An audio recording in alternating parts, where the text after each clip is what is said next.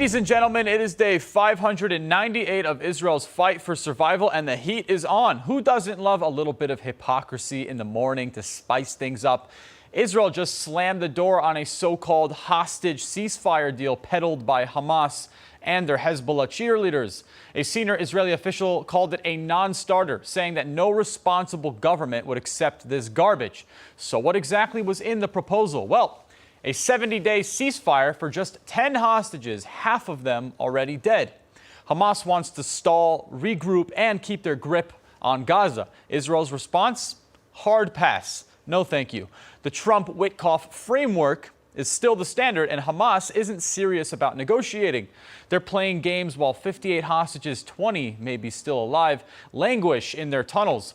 Israel's done begging. Reports show that 450,000 reservists were approved to be called up, the biggest number since the beginning of this war.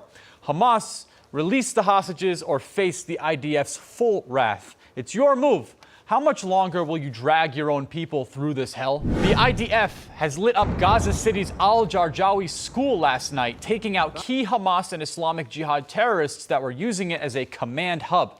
Palestinian media's whining about 25 dead, including kids, but let's get real.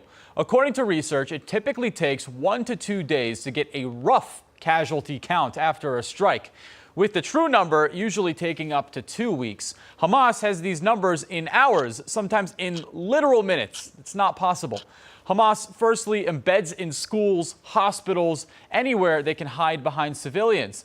The IDF used precision munitions and aerial surveillance to minimize collateral damage, but Hamas loves parading body counts around for sympathy. A fabrication of numbers just to them is a just cause. Over 200 strikes in 48 hours hammered terror operatives, weapons depots, and tunnels across Gaza.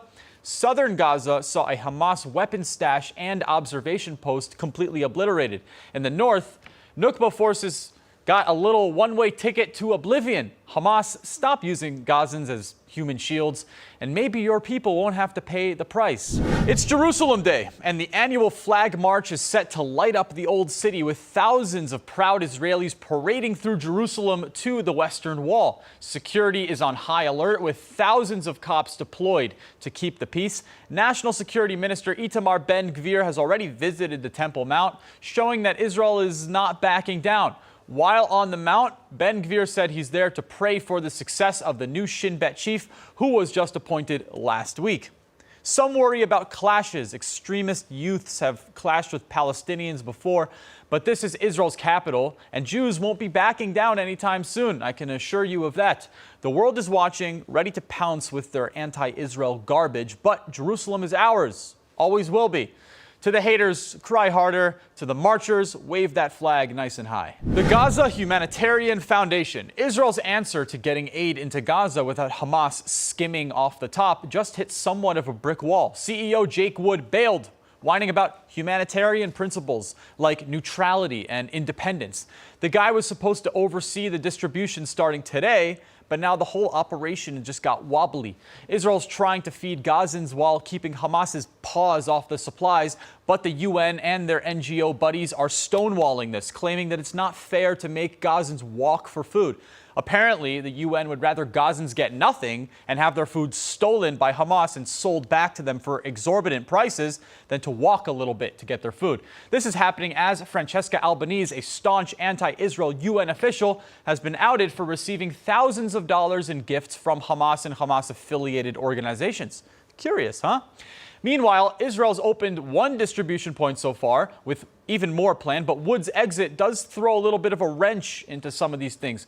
Get it together, GHF. Israel's fighting a war, not running a soup kitchen. We also just got word that the Hamas Interior Ministry said we completely reject the Israeli aid distribution system, and we urge our people not to cooperate with it in any form. Now, why in the world would Hamas say that?